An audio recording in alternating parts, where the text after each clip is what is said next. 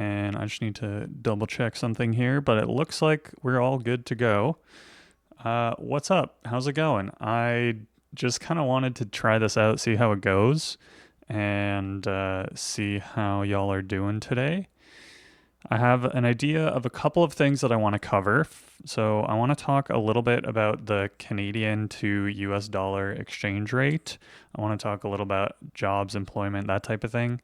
And I want to do one other thing, which I can't really remember right now. Oh, yeah. I wanted to talk a little bit about some of the blogs that I've written and do a brainstorming session for challenges. So, like fun things that I can do on stream or elsewhere.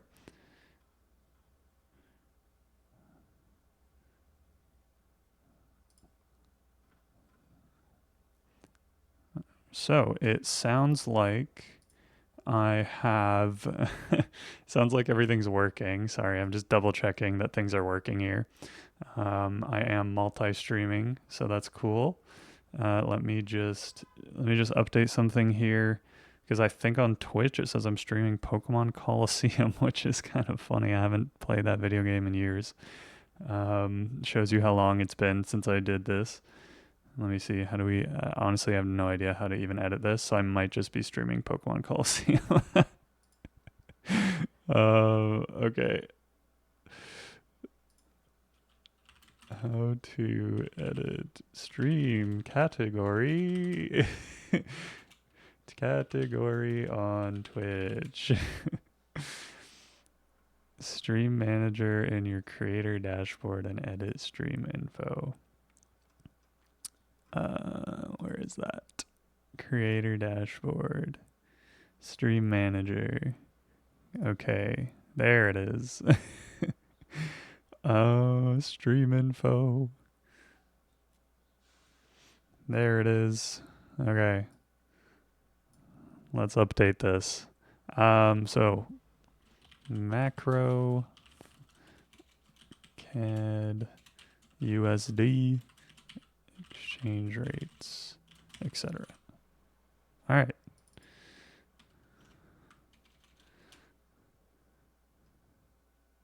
Category. Let's do just chatting. That's a big category. Macroeconomics. Canada. USD. All right. Done. Stream info updated successfully. Okay. It says my stream is unstable, which is not great. Live recording.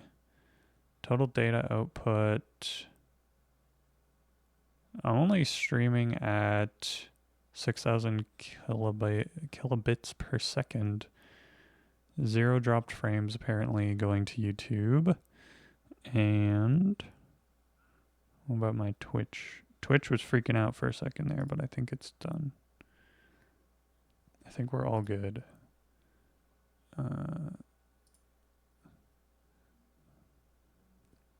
Stream bitrate too high. Okay. Let me see. Can we change that so that it looks better?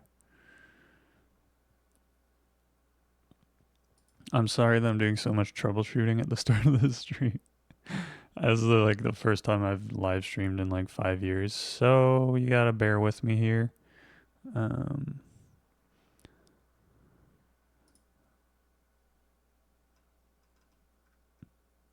Output, I don't know. Maybe you'll try like 6,000.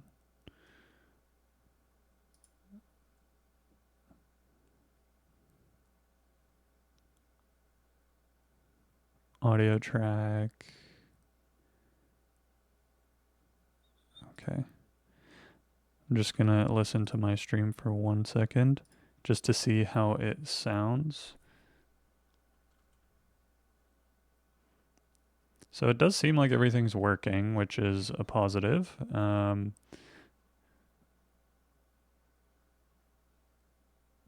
Just gonna wobble my head around just to see what's happening.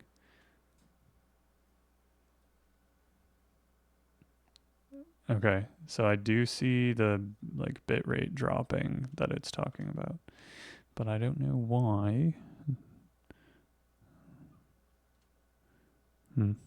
Okay, whatever. This will just be kind of a weird stream, I guess. There'll be video of it somewhere else, so kind of go, yeah. Okay. All right. All right. All right. All right. All right. Finally, time to actually do what we came here to see. Um,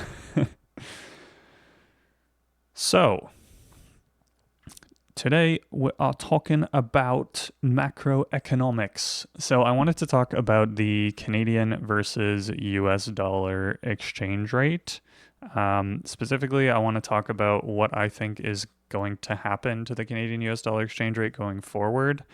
I recently wrote a blog post at my website, oliverfoot.ca, and I wanted to chat about it a little bit.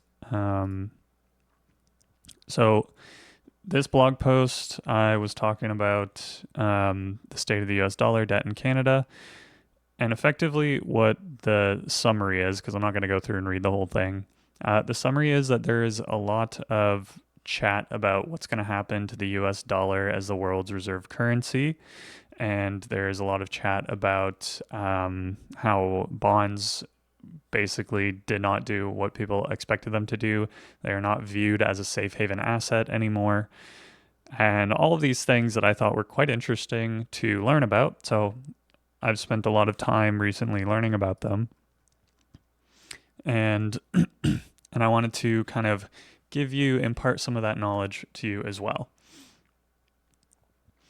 So in this post, I specifically talk about what the big beautiful bill means for the U.S. dollar, and how that will change things. So basically, the U.S. is going to be printing a butt ton of debt, and that's not a good thing because they already have $36 trillion in national debt, and they have added a bunch on top of that.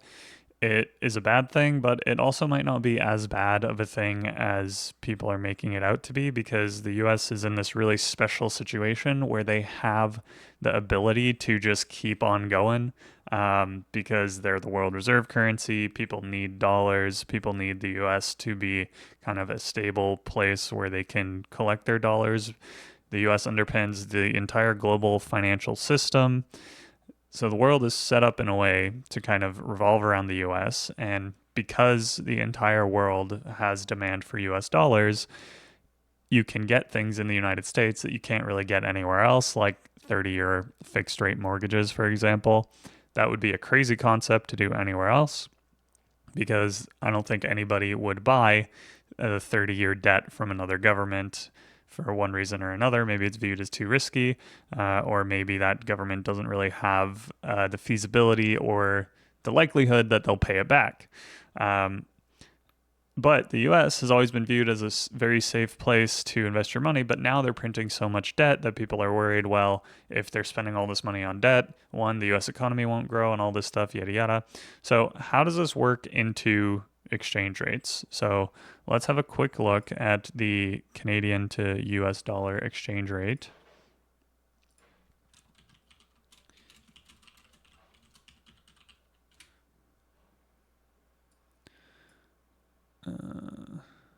So this is right now the Canadian to US dollar exchange rate. It has been fluctuating quite a lot. I actually think it's probably a bit easier to look at it. There you go. Let's go to an actual chart. So in the past year, so this is crazy. In the past year, and actually this part's kind of cool. I remember I got paid like in US dollars right around here, and then I exchanged my $1 US for 1.45 Canadian dollars, and I felt very rich doing that. I was like, yeah, this rules. But only when I'm getting paid in US dollars because, on an average day, it makes things more expensive for me because we trade so much with the US. Like a Nintendo game here is like $120 or something crazy when it's already crazy in the US at $80. But anyway, as the months went on, as this trade war happened and all these tariffs and everything, the exchange rate actually improved. And it's now sitting around like 1.36. And you'll see this. There's something called the dollar index. So let me look that up. So the dollar index basically compares the US dollar against a basket of currencies. And ever since the tariff situation, that has been dropping quite significantly. And and this isn't necessarily a bad thing because what it means is that in theory, US exports become cheaper, so other people will want to buy more things from the US. But it's also not a good thing for the US citizens who now, when they import things, things will start to feel more expensive. They don't have as much purchasing power, so the disposable income will go down, and it'll feel worse. So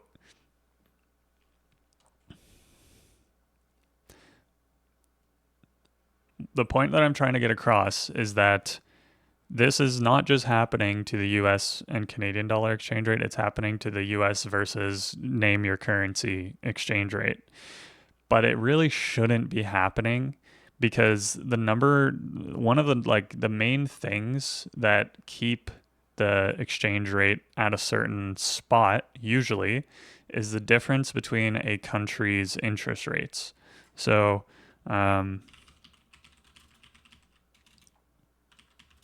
interest rates and currency.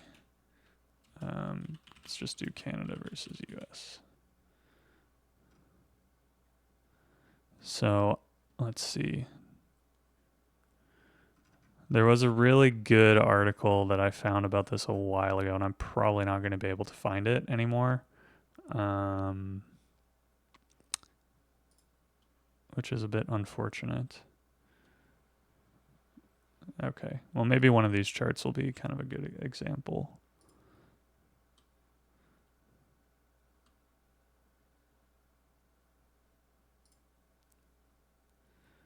No, not really.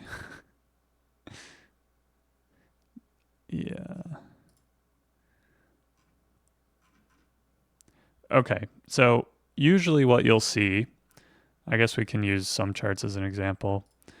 Usually what you'll see is if the interest rates are of, say, the Bank of Canada versus the US or the Bank of Japan versus the US or whatever, if the interest rates are moving kind of, at least so this is, I think, more of a specifically Canada versus US problem. But let's say that interest rates go higher in the US like they are right now. They're sitting at like 4.5 or 5% or something, the federal funds rate. But in Canada, our interest rates are like 2.5%. So what that means is that if you take your money, global money, and you go to the US and you buy US debt, you're going to get more interest for your money. So the demand for US debt, because it's very stable and they're likely to pay it back, goes up. The demand for Canadian debt goes down, which is also consequently the demand for those currencies. Because to buy US debt, you need US currency. To buy Canadian debt, you need Canadian currency.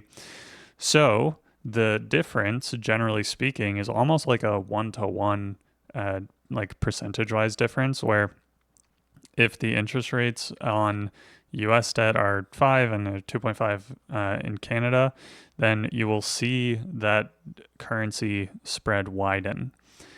But if, say, the Federal Reserve decides to finally cut interest rates at some point, then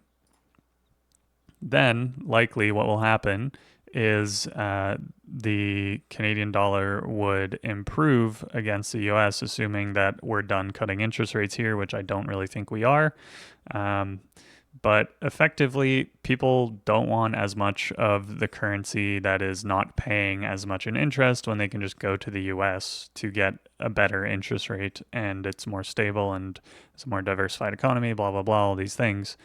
So the demand for Canadian currency goes down, and the purchasing power of those people who hold that currency goes down as well.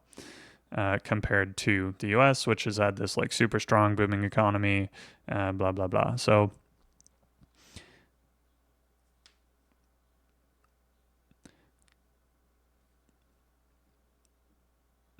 that was kind of, I guess, the general like moral of the story here of what I'm like trying to get across is just that the difference between these exchange rates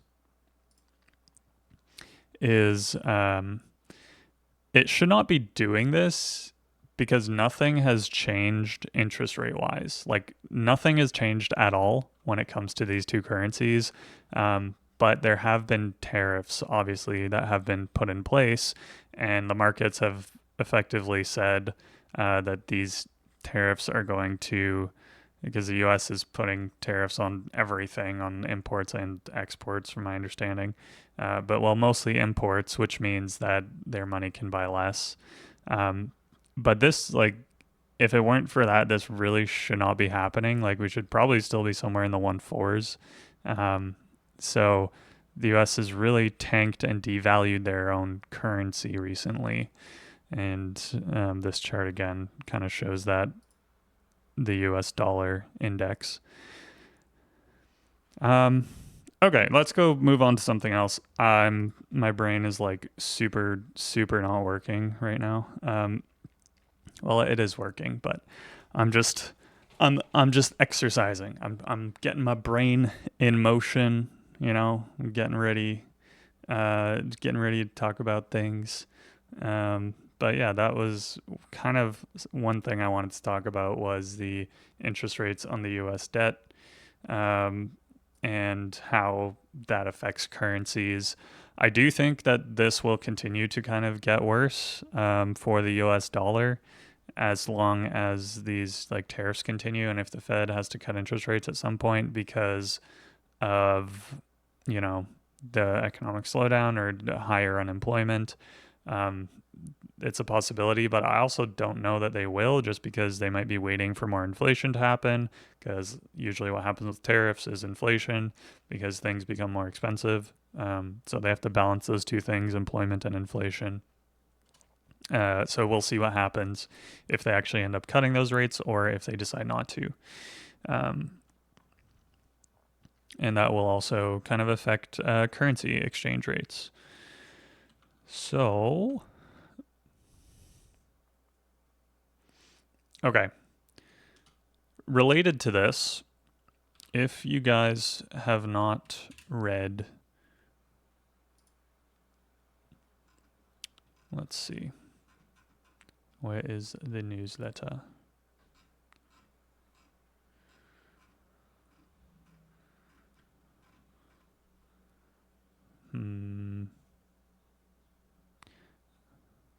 I have to find this newsletter now. So there's this writer called Lynn Alden, and she writes some of the best like financial macro newsletters out there. Very nuanced view on everything, honestly. It's really great. I would highly recommend checking it out and reading. But she even has kind of like I like this little thing that she does here where it shows kind of what the market's doing. But yeah, like go and read this, because if you're just curious about the US debt and you want to hear it from someone who's doing a much better job of explaining it than I am right now, this is probably the place to go. Yeah, so she talks about, the debt as a percentage of GDP, deficit or surplus, and how this kind of trend downward is quite concerning. I'm not going to go through all of it. You guys can just go through and read it. But it's very interesting because it does talk about basically the currencies, the deficits, and if it will eventually become a really big problem, and if people will have to deal with it somehow, and at some point pay for their debt. um, and oh, this was interesting where she made the argument that all of this debt that's being printed like goes somewhere, and like as a matter of fact, the debt does help asset growth, and most of that goes into households. So the assets of households in the U.S. is just absolutely boomed, but the debt of the U.S. has not, or has boomed as well, and that resulted in this boom in asset prices.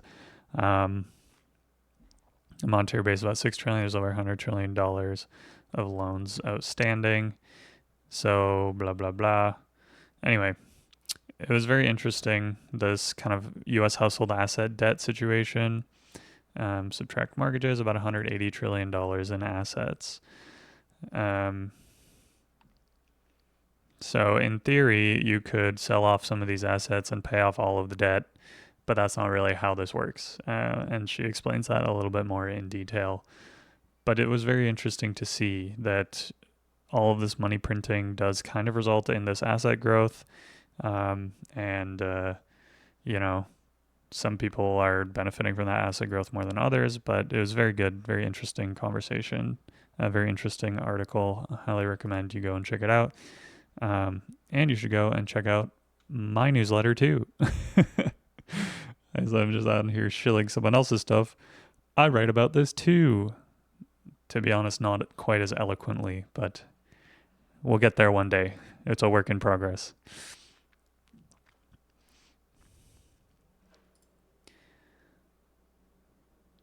Alrighty.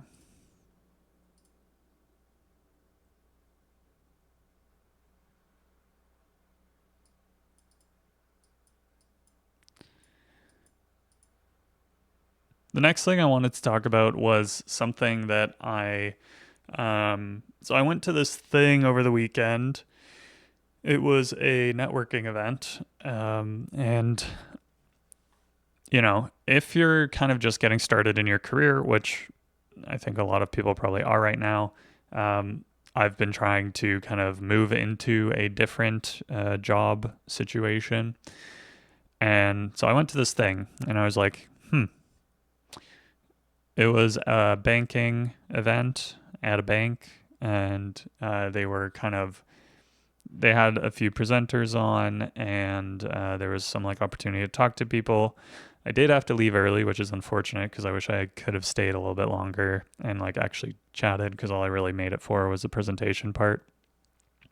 Alas, I did learn some very interesting tips, and something that makes so much sense to me that I'm like, I have thought to myself, and I have actually done this, and I think it's something that people should do more of. So I was at this event, and one of these guys, like vice president of a certain area of the city, and he manages like a whole bunch of branches, and he was like, if you're applying online, you're going to be competing against hundreds, if not thousands, of applicants for one job. But at any given time, we might have 80 positions that need to be filled. So our recruiter is trying to fill these positions the best she can. She would rather not have to go through and look at all of these 200 applicants. And if I can go to her and say, hey, I have this like preferred candidate, it makes her job so much easier to figure out who to interview and who to hire. And I was like, yeah, that makes a lot of sense. And then he said, so basically what you should do is you should go to the branch, dress nice like you were today, not like I am right now, but, wear a dress shirt, wear nice clothes, bring your resume, and ask to speak to the manager at the branch. And then, see if you can have a conversation about it, talk to them. Come prepared, try to learn a thing or two about the bank and the values that they have and why they blah, blah, blah. So you have to really do all of this, like, kind of, I guess, corporate-y stuff, but it's also a relationship business. Like, all businesses are fundamentally a relationship business. You can't do business without another person involved. So why would you spend so much time applying online when probably a better way to do it is just to get out there and talk to people? And I have done this. I have gone out to the banks near me. I have spoke or tried to speak to the managers. To be fair, I did this one time, so I need to do it again. But I did this one time and I did it on a Friday. And that's the other thing, is that if you're going to be doing this, you need to be doing it when the managers are likely to be there, which is sometime in the middle of the week and not on a Friday towards the end of the day. They're probably already gone. So be strategic about it, and go out there and start talking to people. And he said, this was really funny. He said, if one of the managers tells you to go apply online, then bring their name to me, which I thought was kind of funny. He was just like, yeah, we don't we're literally in the relationship business. It's our job to like interact with people. So if you are putting in the initiative to literally show up and then someone tells you to go apply online, send me their name. And I was like, okay, cool. So yeah, that dude is very serious about the relationship building thing, and as he should be, because it is pretty much, it's the most important thing you can do for your business, for whatever. So I thought that was just kind of like an interesting job search tip that, in the day of I applied to 1,000 places in like one day or whatever, and the day of AI and AI resumes and AI applications and AI screening, like, bro, I know, because I've been applying to places quite a lot, many applications, and my response rate is brutal. So I at some point got sick of it and said, to hell with this. I'm gonna go and actually like start talking to people, which I did. Um, but you really have to hammer it, because sometimes maybe a particular person doesn't know how to help you. Sometimes maybe a particular branch isn't hiring at the moment. So you kind of just have to keep on keeping on, keep on talking to people, keep on networking, and eventually something will come up. But the most valuable thing you can do when you're looking for a job is to put yourself out there. The other thing I wanted to talk about, when it comes to jobs, is kind of being strategic. There are lots and lots of probably positions that you would like to have, that you have certain education, you have this, you have that. I feel this way. It's like, I feel overqualified for a lot of stuff and underqualified for a lot of stuff. And there's nothing entry level that's like actually entry level. So you're like, okay, what the heck am I doing? How do I get an entry level job when nothing is technically entry level? And how do I get like like a lower level job when nobody will hire me because I'm overqualified for that lower level job? And the answer is, you have to kind of come into talking to people with this attitude that you're willing and able to learn from zero. And from my past, like, every good job that I have ended up in has been because I got my foot in the door in a job that I'm not going to say I didn't want, but in a kind of more lower level job. And then after 6 months, a year and a half, I was able to apply within the same company, which becomes so much easier when you already have a foot in the door at a particular place that you would like to work in. It becomes so much easier because people already know you. You can get introductions so much easier, and it becomes much more easier to hire internally too, because you're already on the team. So you just easy transition over to somewhere else. So getting your foot in the door at a company that you want to work at, literally doesn't matter the job that you're doing, can be helpful. And I know, like, you might be like, damn, I don't really want to be like, okay, maybe being like the janitor at like the bank, assuming that the bank doesn't just hire that out. But you know what I mean? Like, it has to be moderately related. But what I'm saying is, it's okay to go into a job that's kind of a bit of a lower rung on the ladder than you would ideally want to be in at this moment in time. It's okay to just get a foot in the door, because once that is the hardest part. The hardest part is getting into a particular establishment, into a particular organization. It really is like, from the outside, it really does feel like this monolithic kind of walled garden, like only certain people are allowed in type of situation. And that's good. That means they built a really strong brand for this particular business. But the best way that I have found to advance my career was in almost every instance, I started out kind of in a more junior, lower level, so sometimes not even related position. And then eventually I was able to usually just talk to someone. I did apply internally once and then get the promotion from doing that. But yeah, those are kind of my tips and tricks. Um,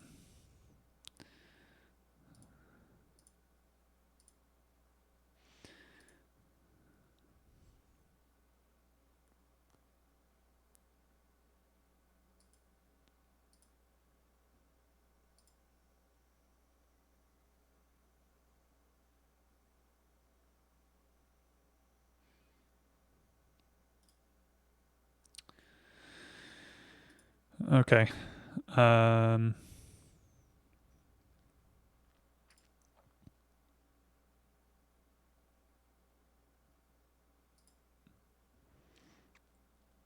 yeah. So those are kind of the tips when it comes to that sort of thing.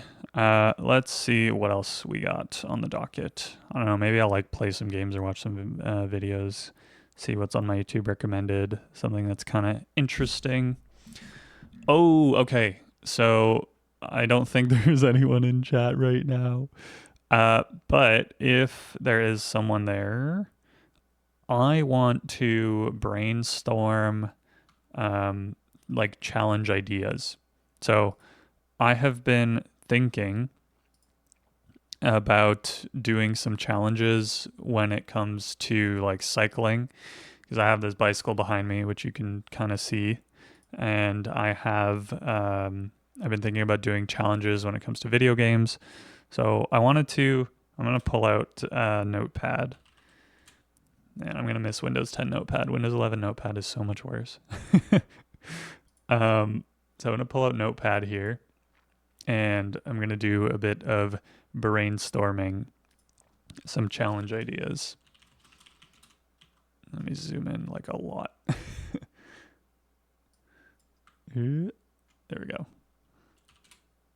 So I want to come up with some challenge ideas when it comes to like cycling, when it comes to games. So recently, a game that I've been playing is Black Ops 6 Call of Duty. It's kind of, I don't know. So the reason I'm like, I picked this game up is because I used to play a lot of Black Ops 2.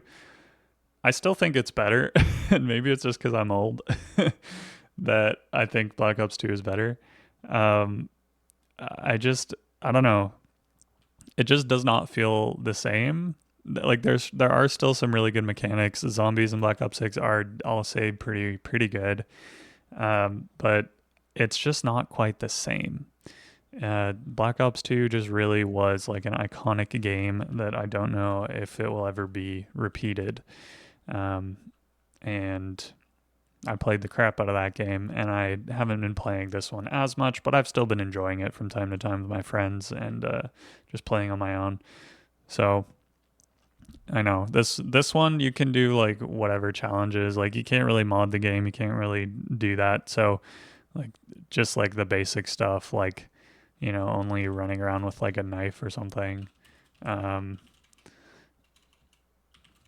oh my god. So anyway, that seems kind of boring. Other video games, I've been watching a lot of Mario 64 speedruns. So I really enjoyed playing Mario 64 on my DS when I was growing up. And I have been somewhat inspired to try and do a bit of a speed run of Mario 64. I'd probably start with like 16 stars, that seems the most doable. Um, Back in the day, I was also doing Minecraft speedruns. I think my best time ended up being about 30 minutes. The problem with that is that there's so much RNG in Minecraft that it really becomes hard to get a good speed run.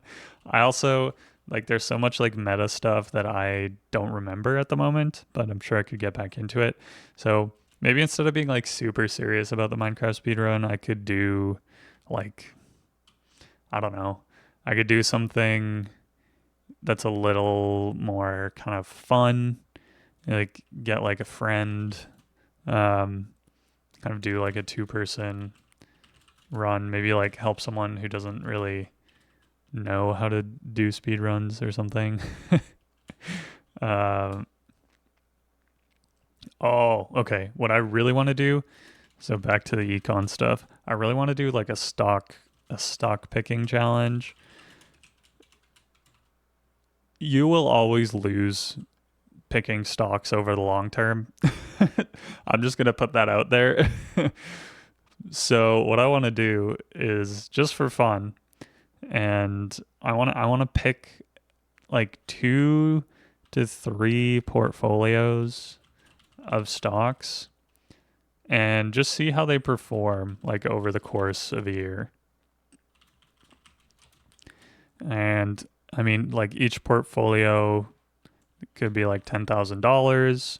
This is not going to be real money. I don't have the kind of money to put into like the basically gambling. Like so, but I'm gonna try to use some logic here when I'm doing this. But I think this could be a fun idea. So I'm gonna put that one as like a good idea because I think that could be a lot of fun. For cycling, okay, this one I was thinking like maybe I'll do something where like every kilometer I have to this one would be hard because I don't know if I'd be able to live stream this. I might just have to like record it with the camera and I'd also have to get a second person to help me record. But maybe I could do something like every kilometer like you have to do a certain number of like exercises or something. I don't know. Maybe like I don't know, yell something dumb. Like I don't know, man. um, I guess like doing like a long cycling trip. I've always wanted to do something like that, like a long cycling trip where you go like I live in Ontario in Canada, so if you can like cycle across Lake Ontario, um, not like the lake, but like along the lake, not across the lake, along the lake, um, from Toronto to Ottawa, for example. Um, I don't really know how to make that like entertaining. That like I guess you could just I guess it depends how you film it, but that's the issue is like it would just be a long trip. I guess like you could do some like voiceover about history of the route or something. You could like explain like give the emotions of the ride of like when it starts to become challenging, um like nice looking scenes. So that could be fun. Let's see what else I got in that old noggin of mine. Not much, clearly. um what else, what else? Let's see, has anyone said anything? Oop, not that. Where is it? Here it is.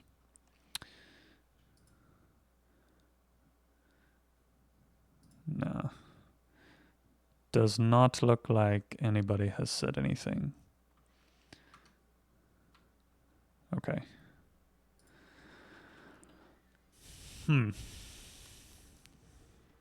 Let's see, what other ideas do I have?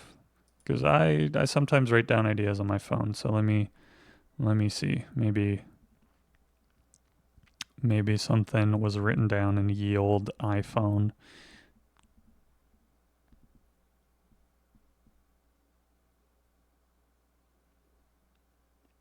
Oh, I'm going camping soon, which is a good opportunity for a video.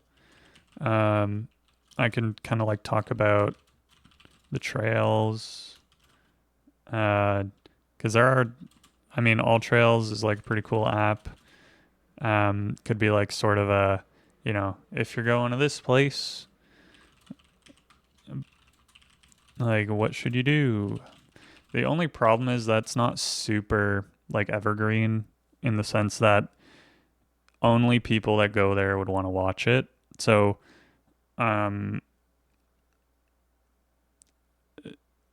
how do you turn it into a story, or how do you turn it into something that would engage people or make them interested in watching the video, even if they will never go to that place themselves? So this is where like the challenge comes in, where it's like, you know, hiking X kilometers every day for 5 days, what I learned, or something.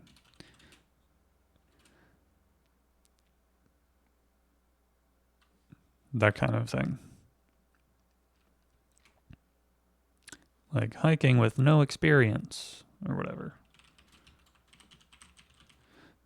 10 kilometers every day for 5 days, what I learned. So that type of thing. Then you can kind of like bring in a story, and then it can become about the person, not about the place. People are much more interested in like the hero's journey, the personal story, rather than, well, places can be very interesting too, but they have to have a story as well. So I'm just gonna cut out the stream, or cut out the camera for 2 seconds here. Gotta change batteries.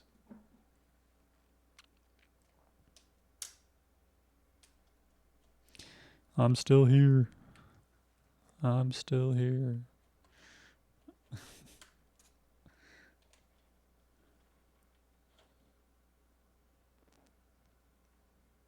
We're back. Out of focus.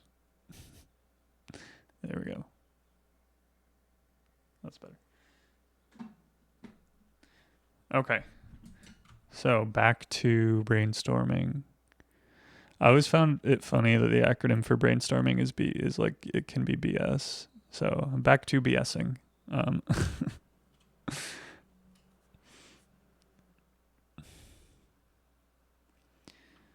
so you can do that kind of challenge video. I'm gonna undo that. I want to move it up, but here. Okay. Move it down and then up. Nah. Okay, whatever. Full screen, fine. It really wants me to go full screen.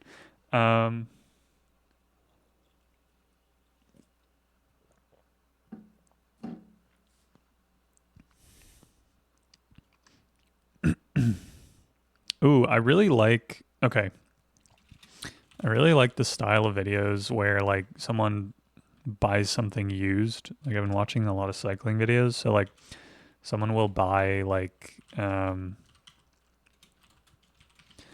buy like a $500 used bicycle versus like a $500 new bicycle, and then like compare and contrast and like see which one is faster, type of situation.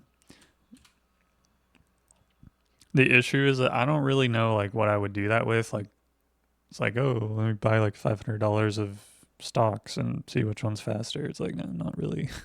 It's not really the vibe. So,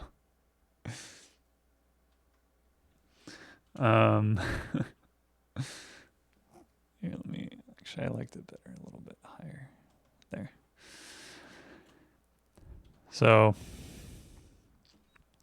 This one I don't really know how I would do. One, because I don't really have $500 to spend on a video because I'm not making anywhere close to that on my videos.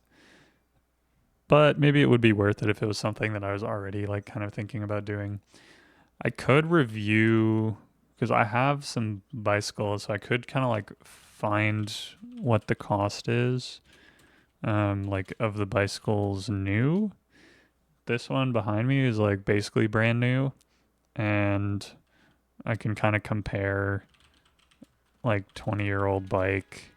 Age is like a good comparison too, versus new bike vibes. And thing is, I don't really think I'm like a cycling YouTuber. Like I think that's kind of going off the rails a bit, but also I've kind of come to a point now where I don't really care what videos I make. I just want to make more videos because I think they're fun. So as long as it's like kind of fun and I can find a way to make a story out of it, I think that's important and that's going to be enough. So like, is this like fundamentally the question I'm asking is like, is this going to be an interesting story? Like, is there an engaging angle that you can take?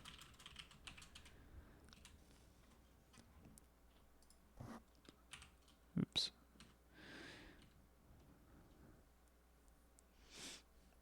And there's lots of stuff like that. Like there's this, okay, this one's kind of unrelated. I guess we'll call this real estate. There's this building in Toronto that I have heard of that that has been boarded up because somebody bought it, changed the zoning, wanted it to be like single family or detached homes. Did not end up building those single family and detached homes. Somebody else bought it and wants to turn it back into apartments. It's a like fully standing apartment building. There's probably like 20 or 30 units in there. And it has just been boarded up for a decade now. And I think that would be like a great video, to showcase how messed up like zoning laws are, how messed up like how slow cities move, but also how like builders need an incentive to build.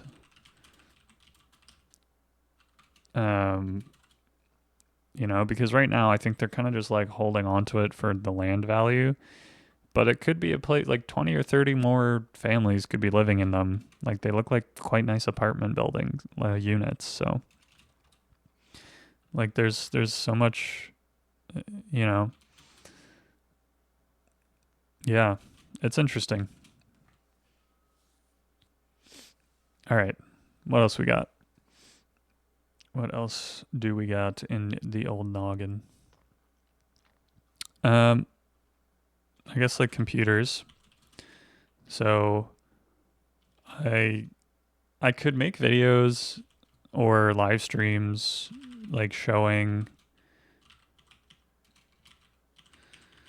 like how I've been using ChatGPT to like help with coding things.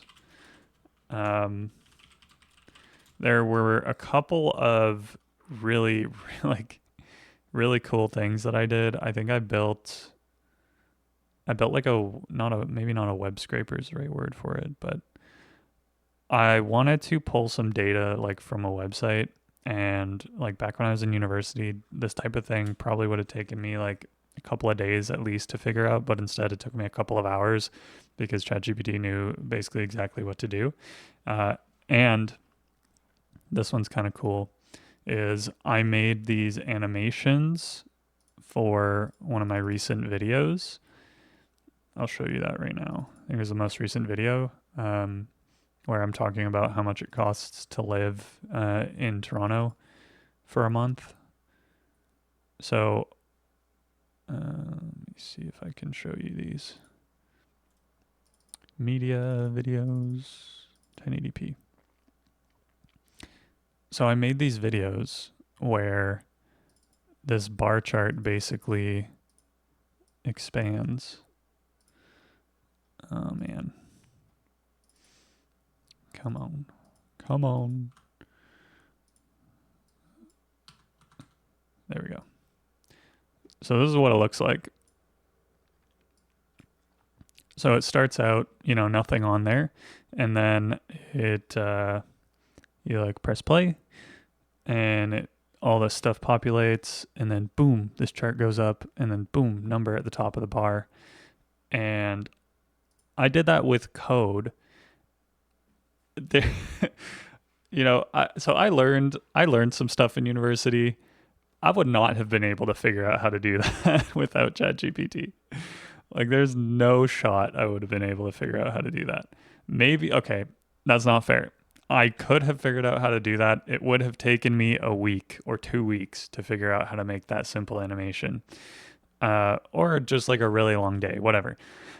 But it would have taken me at least 5 to 10 times as long to make an animation like that. And I know it looks very simple. Let me show you the Python code. What can we open you with? More apps. No, I don't. All right, fine. I'm opening VS Code. Fine, you forced my hand. Okay. So, this is what the code looks like. Okay.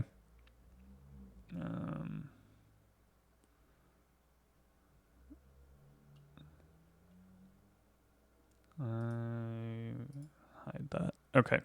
So this is what the code looks like. I'm like, streaming is so stressful because I'm like, damn, I don't want to show anything that I shouldn't be showing. So basically, these are the numbers from the video, and the ChatGPT, I did not really code this. I just modified a couple of points, but ChatGPT made the function, they made the class, they made another function, and then these like are all the bar colors, blah, blah, blah. Anyway, so all I did was I researched the type of library that I wanted to use, which is called Manim. And then I said, hey, can you write me some code to do basically exactly this in Manim, with the Manim library? And it was like, yeah, sure. And then it did it. And I had to make a couple like modifications here because I wanted the chart to play in a certain way. And I would ask it to like, oh, can you like fix it so that it does this? And be like, of course. And then like I fixed the runtime of a couple of things because I wanted that to change. But I mean, other than modifying things, which it helps to know some coding, but like it's not necessary. Like this thing did all of the like the hardest part of coding. Like figuring out all of the like function definitions, figuring out how all of the functions in the library work, putting them all together, yada yada. And you know, back in the day, like what you would do is you would like take an example, you'd work off the example, and then you'd like try to build it up into something that you could use. But instead, I just had ChatGPT do it. It's crazy, crazy.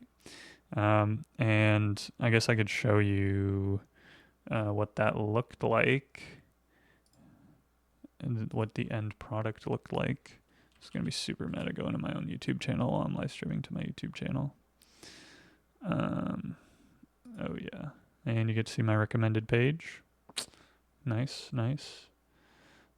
View my channel. Don't want to go to studio. That's me. So, let's see. Most recent video.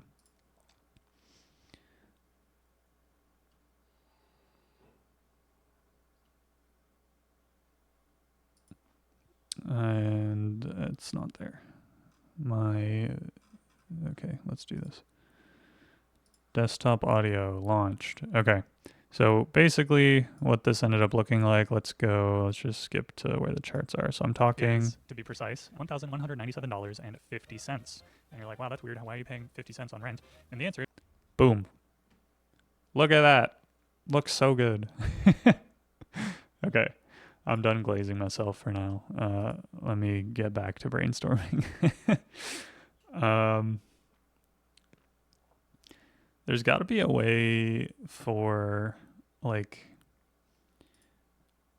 okay, this is something that I kind of need to figure out just for myself right now, is how do I make sure that nothing crazy shows up when I'm streaming?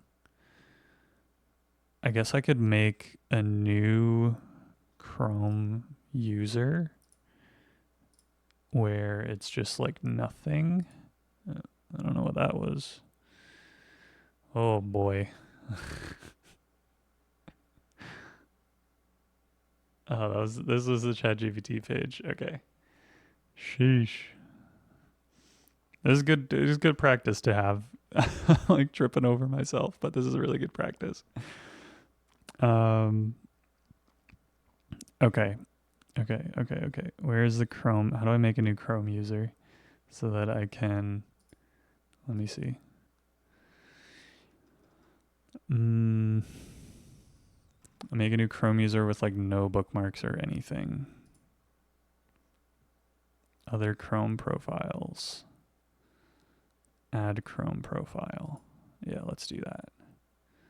Continue without an account. Oh, nice. Okay. Streaming. Let's make it like, no, I already have like a pink one. Let's make it like green.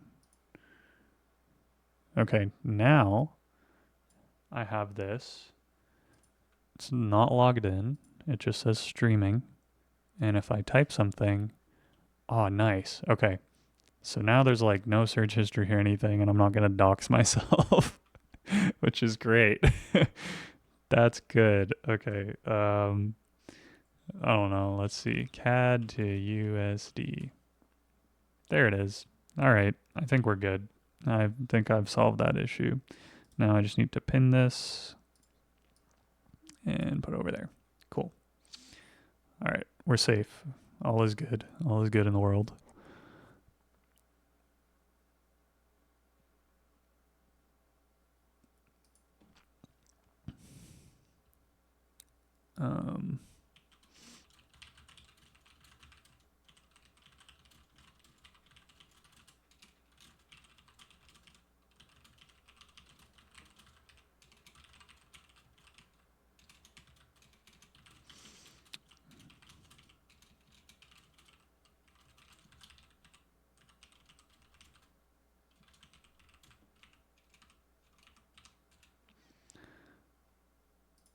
Oh, lol. I can't chat in my own chat on Twitch.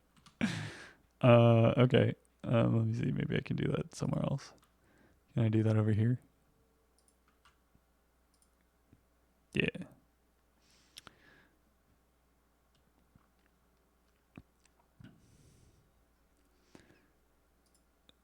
And I'm also doing some brainstorming.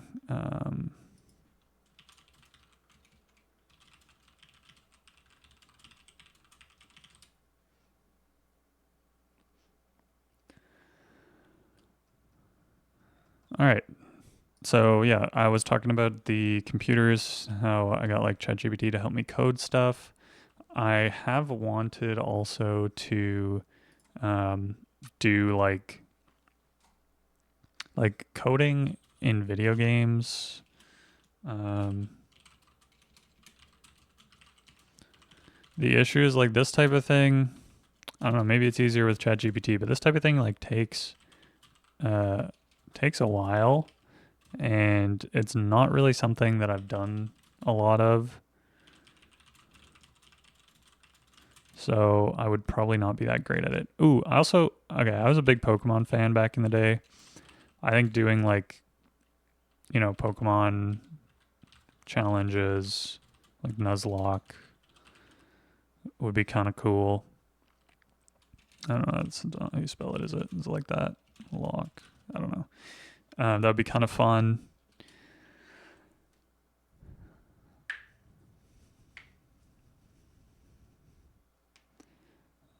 I'm just such like an econ nerd. Like I probably will want to talk about what's going on in econ pretty often. I know that most people don't really care what's happening in Canada, to be quite honest. I don't really care that much either. So everything kind of revolves around the US. Up here, we really are a little bro. um, so I could talk about US economics. I could talk about what's happening with like the US dollar. I could talk about what's happening with like trade, employment, but also like I know those are not the most like some people find that stuff really interesting. This is a lot of what I watch on YouTube is these things, but some people probably don't find it as interesting as I do. Um, anyway, these are all like really abstract ideas. I feel like I need something more concrete. Um, like I do like this like new versus used. I really do like the stock picking idea. Like that's gonna be fun. I do want to do video games, but I'm also kind of like I don't know.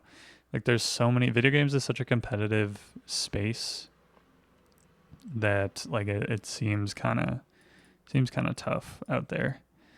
Um, and I want to make videos that are applicable largely, like broad based. I don't know how you would make this like maybe you can make econ videos broad based. Yeah, that one's kind of tough. It's definitely a challenging subject to tackle in an entertaining way. So, um, I could do reacts. I don't know what anyone would want to watch me react to. um,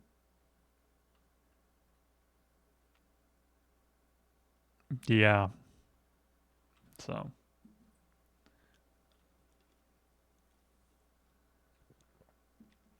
I feel like I've also been watching like a lot of YouTube videos. So my like honestly, the YouTube content that I'm getting recommended right now is like it's like not that interesting for me anymore.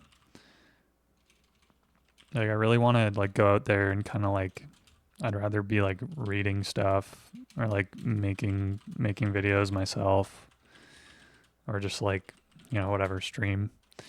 So, but I would be down if someone like had other ideas for streaming or videos to watch. I'd be down to watch some of those too. So I could do like I do like a desk setup. It would help me. It would help me do like a desk stream setup. I partly would want to do this so that people can tell me um, what I could improve. Obviously, I would have to clean up my desk a little bit. It's a bit of a mess right now. But I think maybe it would be cool for people to see like what I'm using. Uh, Again, this is probably like a longer term thing. Like I don't know that anyone really wants to see this right now. So, all right. I think I think that's pretty much it for like challenge brainstorming ideas. Um, I think I'll probably move on to doing some other stuff. Like maybe I'll play a game or something, or maybe I'll watch someone else's video right now.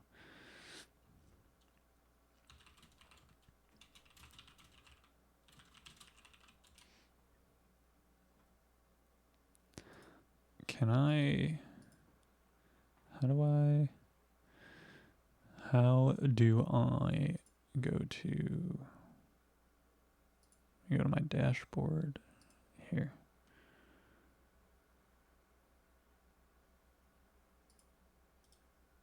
Bruh.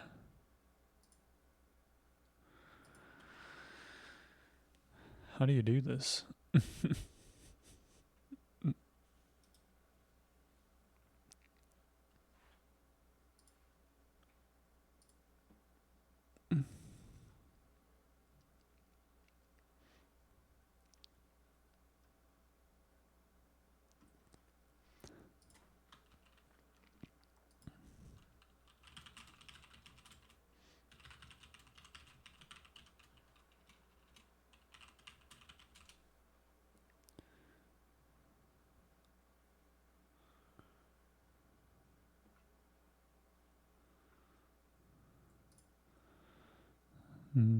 Settings.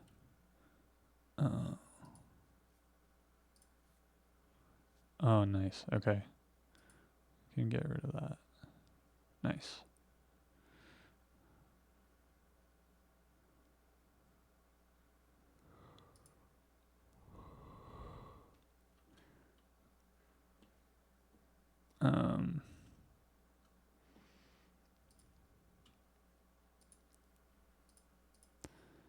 This is weird. My like YouTube stream is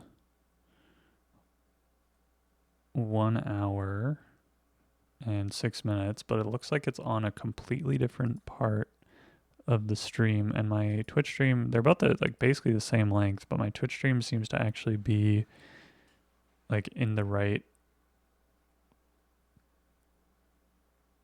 Yeah, that's funny. Okay. Well, whatever.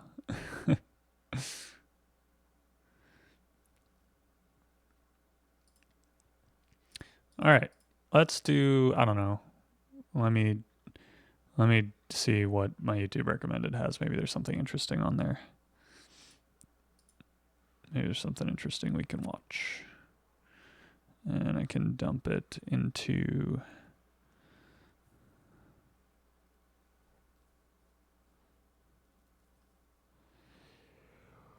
let me think. What do I want to learn about today?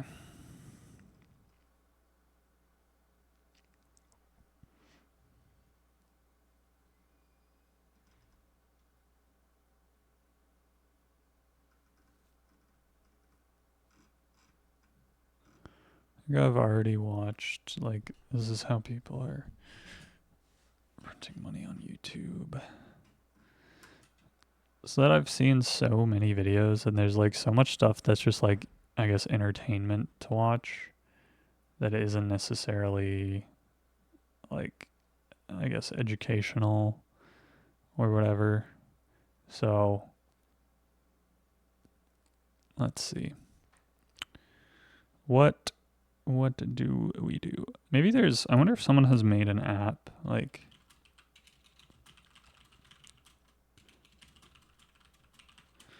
recommends categories of YouTube content.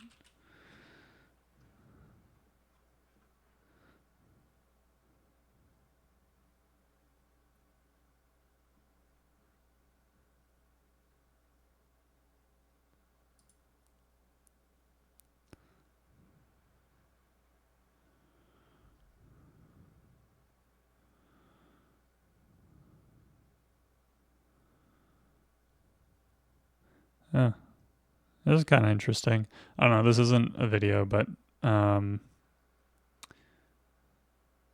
this is kind of interesting. Make sure your videos are in the right category. This is one of those things that's so obvious you never thought to check. Uploaded 20 episodes to a gaming channel categorized as people and blogs, but because the setting is obfuscated, you completely miss it.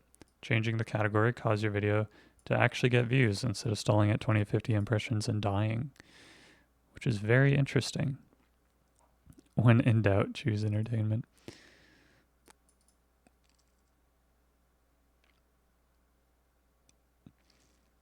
It's a gaming specific game I cover. 240k impressions in 2 months. Not bad. Very interesting. That was fun little find.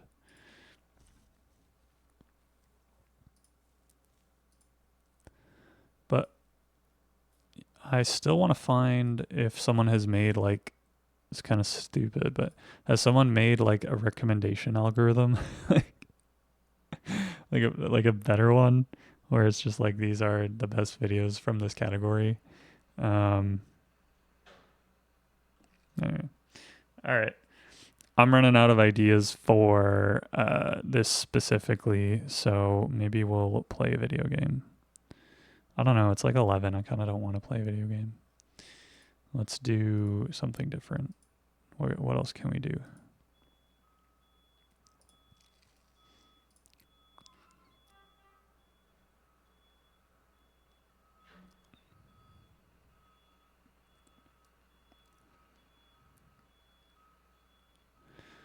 The more I'm sitting here, I'm realizing like how much of the stuff that I watch on YouTube is just like slop, like, like completely unnecessary slop.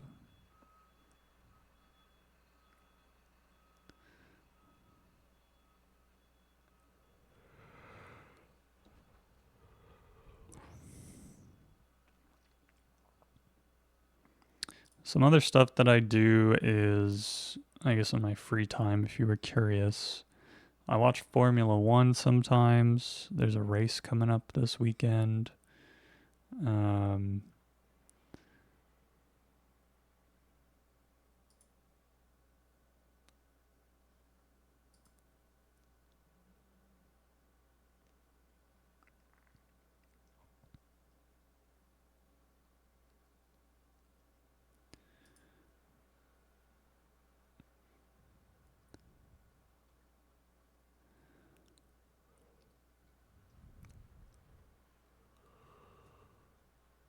I don't really remember which one it is, but I guess I could just look it up. I'm on my computer.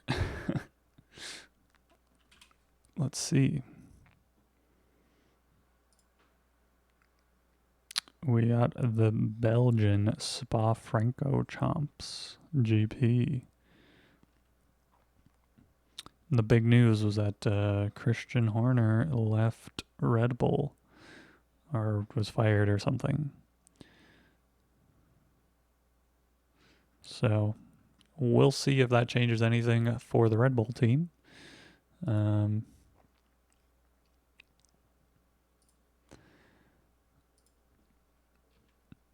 Yeah. All right. I don't know what else to do, man. I'm stuck out here. I feel like I'm trapped in the stream, trapped in the life of a streamer.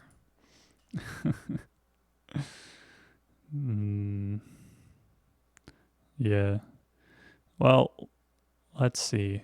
Okay, so there was someone told me like a really kind of fun route. There's this cool like cycling app that I use that maybe you guys might find interesting. Let me open it up on here.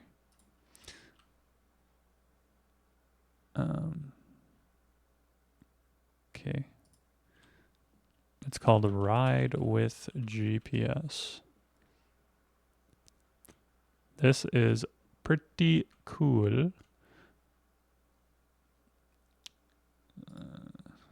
Just wanna use it. Can I just like not log in? Can I just not log in, please? Okay, fine. I'll log in.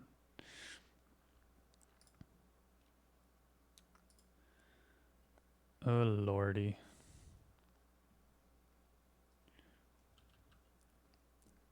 Man. Hold on. Can we do it? Yeah, okay. We're good. I figured it out. So you can plan a bike route. Sick. Okay. So this is pretty cool. So I'm going to go to not Vancouver. I don't know why it thinks Vancouver, Portland. It's a different Vancouver. So this is me humble home.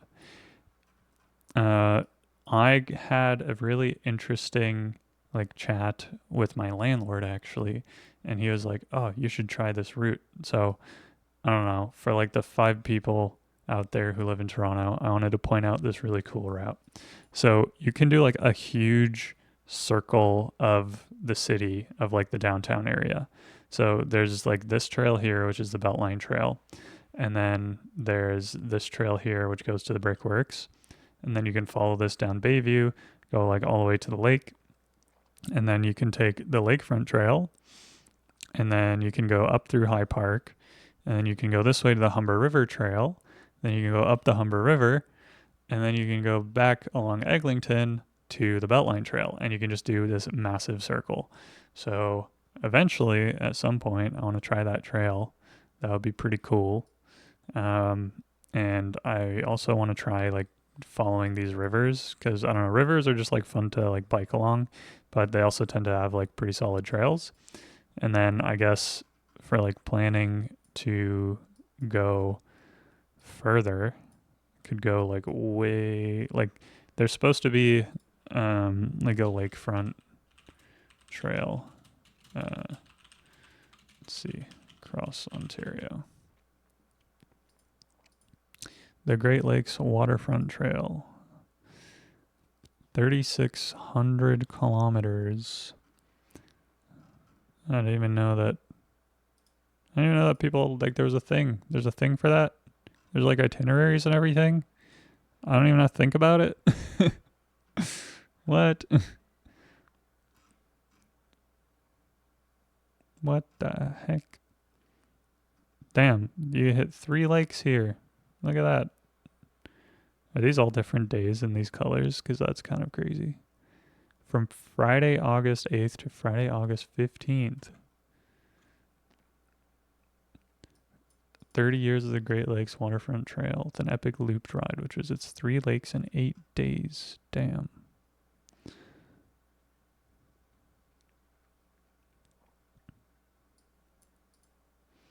Oh, you need a car? I don't have a car. I just want to ride my bike.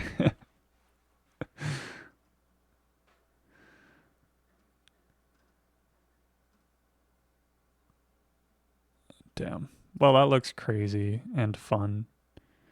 Okay, so maybe I was mistaken about what the waterfront trail is, because I thought, oh yeah, there is one that goes like all the way to Ottawa.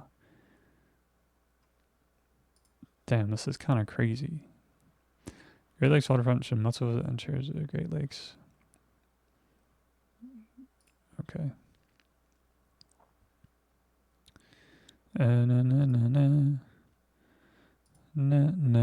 Okay, cool. You can search. Let's skip it. Damn, this is so cool. Oh my god, you can go all the way to Thunder Bay. Jesus Christ. That would be insane. Okay, but let's see. So from Toronto to like downtown to Ottawa. I mean, there are like some parts that are under construction, paved. What are these like dotted lines? Trail. Oh, the dotted lines are trails, off-road, paved, and this is on-road. Got it. That's on-road, paved. So parts of it you're on the road a lot. Are these just like highways, or these probably don't have any bike lanes, I would assume.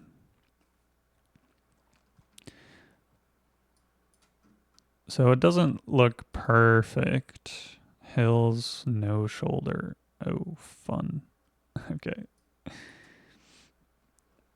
So it doesn't look perfect, but this is pretty cool that they have like this interactive map that you can kind of like plan out the whole thing. So, you know what? Maybe I will plan out a bike route, at least a bike ride. Maybe I'll go like, I'll just do like a day trip, like Toronto to somewhere really fucking far, like Port Hope, and then maybe, well, I know the train goes from Toronto to Oshawa, so maybe I'll just do Toronto to Oshawa for a day. Let's see how far that is. And then I could take the train back, so I'm not like dead. 60 kilometers. Yeah, that's not bad. That's pretty good. That's a pretty good bike ride. It'd be nice. It'd be a good like trial run. 60K.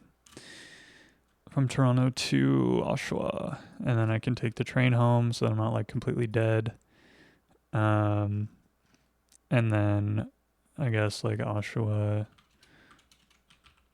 let's see, Whitby. Not Whitby, Quap. Port Hope. Let's see. Oshawa to Port Hope's another 60K. So I used to do like 120K, get to Port Hope, and then from Port Hope you could go like camp somewhere nearby probably. You could probably, so where's Napanee? How far is Napanee from Port Hope? Wonder if you could do this in 3 days. Ooh, 138 kilometers. That's kind of far. Maybe like Belleville. 90, about 100 kilometers. Yeah, so you do 120, 100. Let's see, Belleville to... I'm sure someone has already planned this out, but I guess I just want to do this myself. Belleville to Kingston is about 100K. And then... I mean, we don't really have to go to Ottawa. Kingston's like basically the end of the trail. But just for curiosity's sake. So that's 4 days. Kingston to Ottawa. Ooh, 171. Jesus.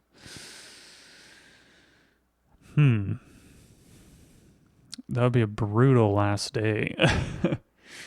Okay, so 1 to Oshawa. No, Toronto to Port Hope, 1 day. Port Hope to Belleville, day 2. Belleville to Kingston, day 3. So you get to Kingston in 3 days on bike. That's not that bad. No idea how to get back home. Is there a train? I had to ride my bike back home. Like, I gotta go there and back.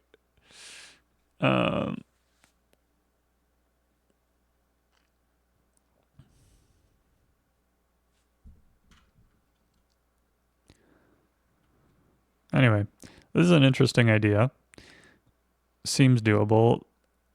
I'm not super jazzed about the idea of just like riding on the road, but I don't really think there's another option. You kind of just have to do that if this is something you want to do. Like this whole section from Oshawa to Port Hope seems kind of rough as far as going on the road. As soon as you like get away from Toronto, it's just gonna be all cars. Oh, the Waterfront Trail takes you through Prince Edward County. Oh, that'd be sick. I'd much rather stay like somewhere in Prince Edward than up in Belleville. So, okay. This is kind of fun. I feel like I'm getting somewhere. So, where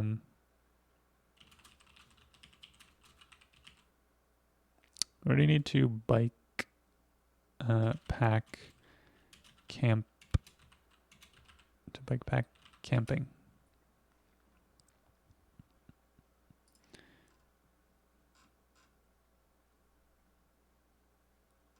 Let's see.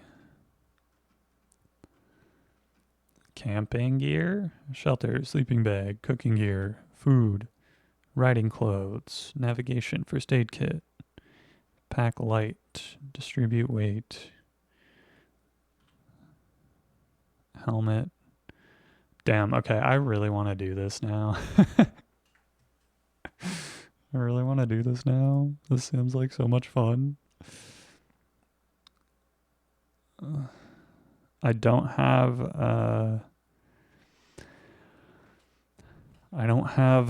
the things to secure to my bicycle. Oh, this looks sick. Like I don't have these thingies for my bicycle.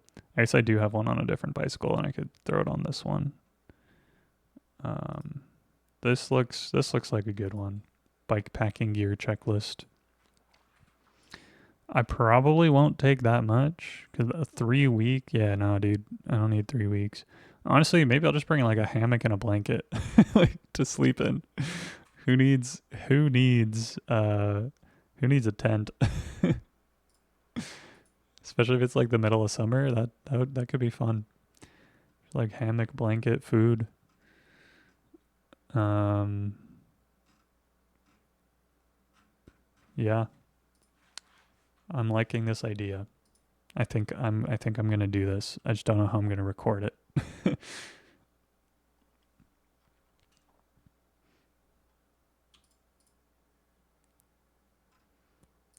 Yeah, cuz like Toronto to Kingston, super doable. Toronto to Ottawa, probably not that interested, but Toronto to Kingston would be pretty sick. That would be fun. I think that would be just enough where it's like, yeah. Let's see. Kingston to Toronto train. Take via rail. Ooh, $86.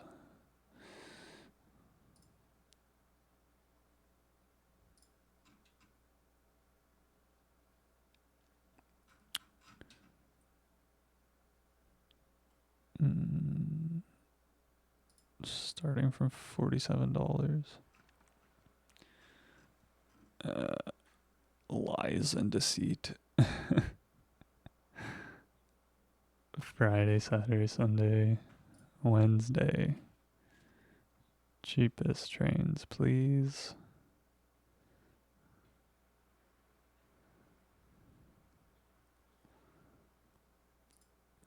I don't think I can take a bus with my bicycle. I'm also not even sure I can take a train with my bicycle.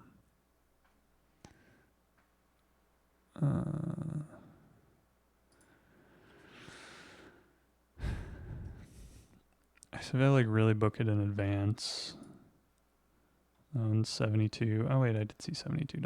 What was that? Hold on. I think they said like 40 though, but that was also probably just to get me to click on the website. All right, 6 a.m. on a Wednesday is $77. I can live with that.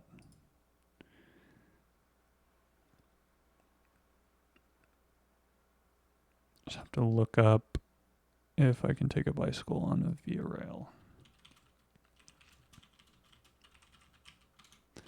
Bicycle on Via Rail.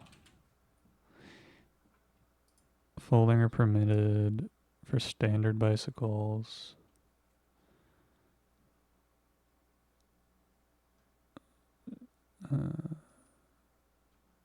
Okay, what does that mean?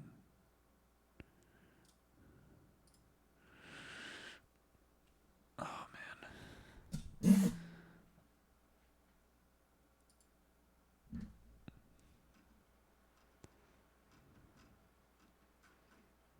Not just like a normal bicycle. Ah, checked baggage. Ugh. All right. It is now possible to travel the bicycle. Does not prevent non-folding bikes that have, even on the lines that have bike rack equipped trains. That's cool.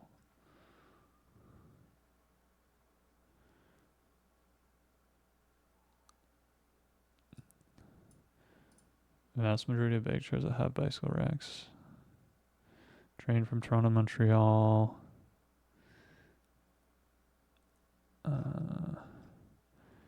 Baggage cars can take bikes. No corridor trains are equipped with baggage cars, and it says not plan to reinstate them. Oh man.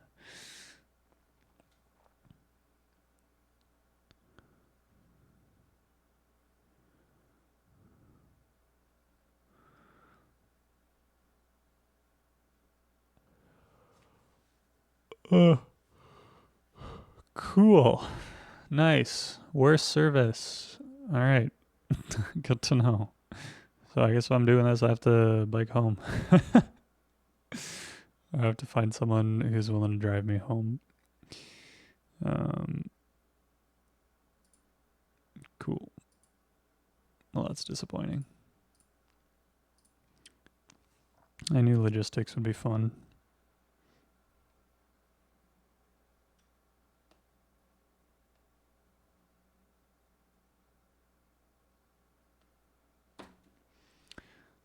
All right.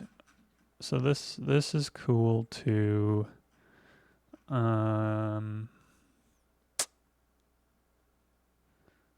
Yeah.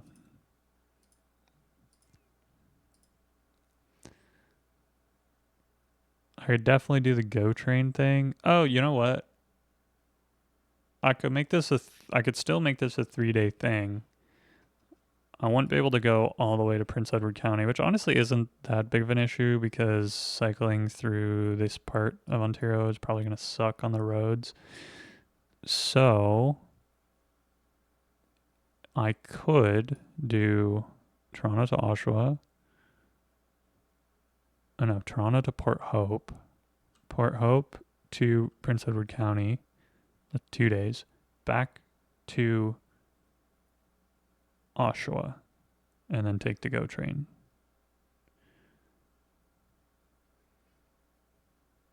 It'd be like 3 days. All right. All right. I think that's about it. This stream has just devolved into me mumbling to myself, so that'll get lots and lots of views, I'm sure.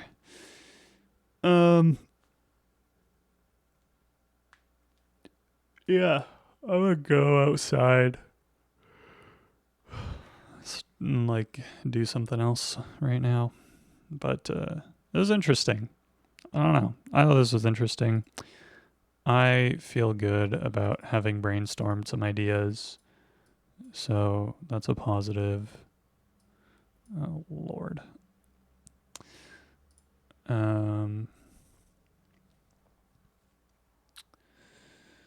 That's a positive. Let's go.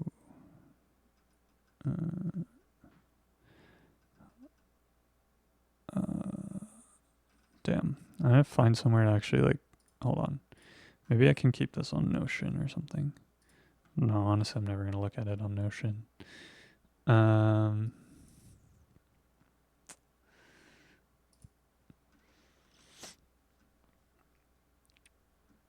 Where the fuck do I keep this?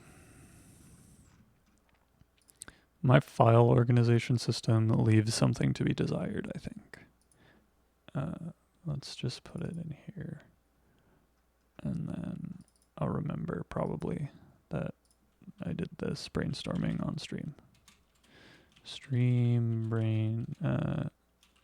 Brainstorming session. Okay. Cool.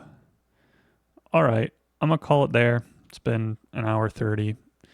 And I don't really know what else to talk about for now. But we'll try this again some other day, see how it goes. Maybe I can come up with, maybe I can use some of those ideas that I had, turn it into a stream. But for now, I'm going to head out. Thanks for dropping by if you did, and I'll see you in the next one.